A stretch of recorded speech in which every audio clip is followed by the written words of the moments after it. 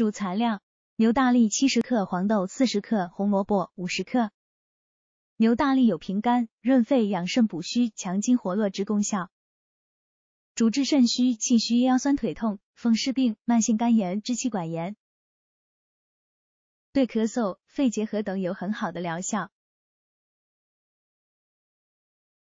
把所有材料倒入高压锅中，加入750毫升的水，盖上锅盖，煮沸腾后转小火煮20到30分钟。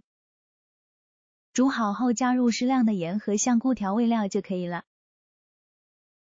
感恩吃素 Thanksgiving vegetarian